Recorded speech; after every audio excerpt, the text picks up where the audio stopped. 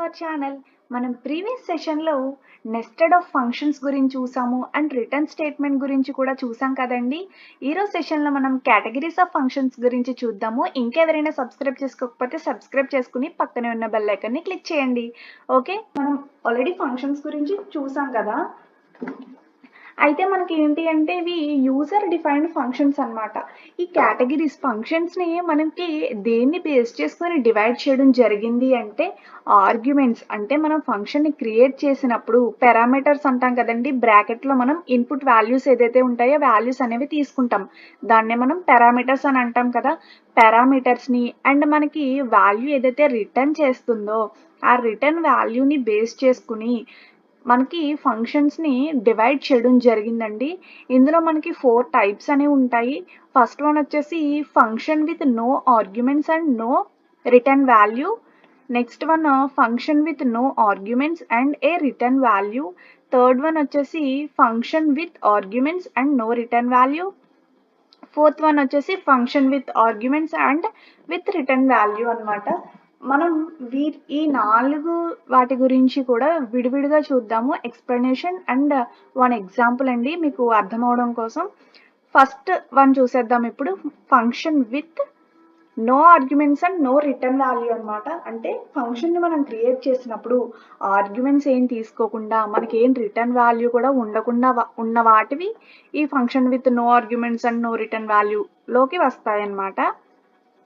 ఇక్కడ చూసారు కదా, ఫంక్షన్లో మనకి ఆర్గ్యుమెంట్స్ ఏమి ఉండవు, అంటే పారామీటర్స్ ఏం తీసుకోము అండ్ నో రిటర్న్ వాల్యూస్. రిటర్న్గా మనకి రిటర్న్ వాల్యూస్ కూడా ఏమీ రిటర్న్ చేయదన్నమాట. వీటిని మనం ఈ function with no arguments and no return value కేటగిరీలోకి తీసుకుంటాం అన్నమాట.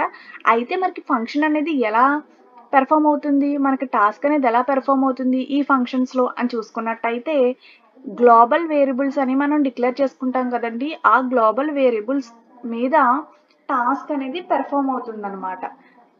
ఇలా మనకి టాస్క్ అనేది పెర్ఫామ్ అవుతుంది. నెక్స్ట్ ఏంటి అని అంటే మనకి called function and calling function అని చెప్పేసి 2 ఉంటాయని చెప్పాం కదండి ప్రీవియస్ సెషన్స్లో. ఎవరైనా చూడకపోతే ఒకసారి చూడండి, మన ఛానల్లో ఉంటాయి, ఒకసారి వెళ్ళి చూడండి. ఇదేంటి అంటే మనకి కాలింగ్ ఫంక్షన్ నుంచి ఎలాంటి ఇన్పుట్ తీసుకోదన్నమాట. నెక్స్ట్ వన్ వచ్చేసి మనకి కాలింగ్ ఫంక్షన్ అనేది ఎలాంటి వాల్యూని అవుట్పుట్ ఏదైతే ఉంటుందో ఆ వాల్యూని కాల్డ్ ఫంక్షన్లోకి రిటర్న్ చేస్తుంది. మనకి కాలింగ్ ఫంక్షన్ ఏదైతే ఉంటుందో దాని నుంచి ఇన్పుట్ తీసుకోవడం జరుగుద్ది అండ్ ఏదైతే అవుట్పుట్ ఉంటుందో ఆ అవుట్పుట్ వాల్యూ అనేది కాల్డ్ ఫంక్షన్కి రిటర్న్ చేయడం జరుగుతుంది. ఇది మనకి ఫంక్షన్ యొక్క జరిగే ప్రాసెస్. బట్ ఇందులో ఏంటంటే ఎలాంటి వాల్యూని ఇన్పుట్ తీసుకోదు అండ్ రిటర్న్ వాల్యూ కూడా ఏది ఇవ్వదన్నమాట. అంటే మనకి కాలింగ్ ఫంక్షన్కి కాల్డ్ ఫంక్షన్స్కి ఈ రెండింటి మధ్య అనమాట డేటా ట్రాన్స్ఫర్మేషన్ అనేది ఉండదన్నమాట. నెక్స్ట్ ఎగ్జాంపుల్ చూద్దాం ఇప్పుడు మీకు క్లియర్గా అర్థమవుతుంది. ఫస్ట్ మనం హ్యాష్ ఇంక్లూడ్ stdio.h రాస్తాము. నెక్స్ట్ వాయిడ్ అని చెప్పేసి ఫైండ్ బిగ్గెస్ట్ ఆఫ్ 2 నెంబర్స్ ఏదైతే ఉందో ఆ టాస్క్ అనేది మనం పెర్ఫామ్ చేయాలి అనుకుంటున్నాం. సో నేను వాయిడ్ అని చెప్పి ఫైండ్ బిగ్గెస్ట్ అనే ఒక ఫంక్షన్ అనే దాన్ని తీసుకున్నాం. మనం బేసిక్గా ఏం చేస్తాము, ఇక్కడ ఫంక్షన్ డిక్లేర్ చేసినప్పుడే పారామీటర్స్ అనేవి ఏమైతే ఉన్నాయో ఈ బ్రాకెట్లో మనం రాయడం జరుగుద్ది. బట్ ఇక్కడ ఈ ఫంక్షన్ ఏంటి, no arguments and no return value కదా. సో మనం ఆర్గ్యుమెంట్స్ అనేవి ఏమీ తీసుకోమన్నమాట. నెక్స్ట్ బ్రాకెట్ ఓపెన్ చేస్తాము. నెక్స్ట్ మనకి ఏమైతే ఇన్పుట్ కావాలి అనుకుంటున్నామో గ్లోబల్ వేరియబుల్స్ అనేవి డిక్లేర్ చేసుకోవాలి కదండి ఫంక్షన్లో, ఈ ఫంక్షన్స్లో.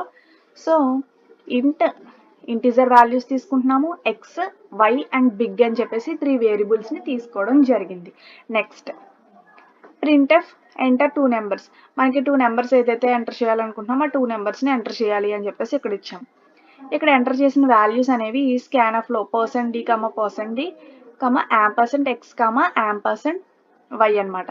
అంటే మనం ఇచ్చిన 2 వాల్యూస్ కూడా రీడ్ చేస్తాయి అనమాట. ఎక్స్ అండ్ వై వాల్యూస్లోకి అవి వెళ్తాయి.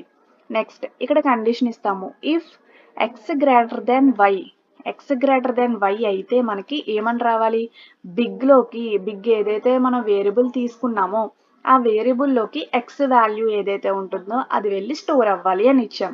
లేదు ఈ కండిషన్ ఫాల్స్ అయింది అనుకోండి, అప్పుడు కండిషన్ ఏంటి, ఎల్స్ అని చెప్పేసి big is equal to y. ఇక్కడ కండిషన్ ట్రూ అయ్యింది అనుకోండి ఎక్స్ అనేది బిగ్గెస్ట్ వస్తుంది. ఒకవేళ ఈ కండిషన్ ఫాల్స్ అయింది అనుకోండి వై ఈజ్ ద బిగ్గెస్ట్ అని చెప్పేసి మనకు అవుట్పుట్ రావాలి. సో నెక్స్ట్ మనం ప్రింట్ఎఫ్ వాల్యూ ఇస్తాం. బిగ్గెస్ట్ నెంబర్ ఈజ్ అని చెప్పేసి పర్సెంట్ ఏదైతే మనం వాల్యూ తీసుకున్నామో అది వస్తుంది. బిగ్లో ఏ వాల్యూ అయితే స్టోర్ అయ్యిందో ఆ వాల్యూ అనేది ప్రింట్ అవ్వడం జరుగుద్ది అనమాట. లాస్ట్లో మనం సెమీకోలన్ ఇచ్చేస్తాం. నెక్స్ట్ బ్రాకెట్ క్లోజ్ చేస్తాము. ఇక్కడ వరకు జరిగింది ఇది ఫంక్షన్లో డిక్లేర్ చేసిన వాల్యూస్ అండి. మనకి మెయిన్ ప్రోగ్రామ్ ఎక్కడి నుండి స్టార్ట్ అవుతుంది అని తెలిసింది ఎక్కడి నుంచి అంటే వాయిడ్ మెయిన్ మనం ఎక్కడైతే పెడతామో మెయిన్ ఫంక్షన్ ఎక్కడైతే స్టార్ట్ అవుతుందో అక్కడ నుంచే మనకి ప్రోగ్రామ్ అనేది స్టార్ట్ అవుతుంది, ఎగ్జిక్యూషన్ అనేది స్టార్ట్ అవ్వాలి అని చెప్పేసి సిస్టమ్కి తెలుస్తుంది అనమాట. ఈ వాయిడ్ మెయిన్ ఇస్తాము, ఇక్కడ నుంచి బ్రాకెట్ ఓపెన్ చేస్తాము. నెక్స్ట్ ఇక్కడ మనకి ఈ ఫైండ్ బిగ్గెస్ట్ అని చెప్పేసి రాస్తాము. ఈ ఫైండ్ బిగ్గెస్ట్ వచ్చేసినప్పటికి ఏంటి అని అంటే ఇది కాల్డ్ ఫంక్షన్ అని చెప్తాము. ఇక్కడ ఉన్నది పైన ఉన్నది మనకి కాలింగ్ ఫంక్షన్ అనమాట.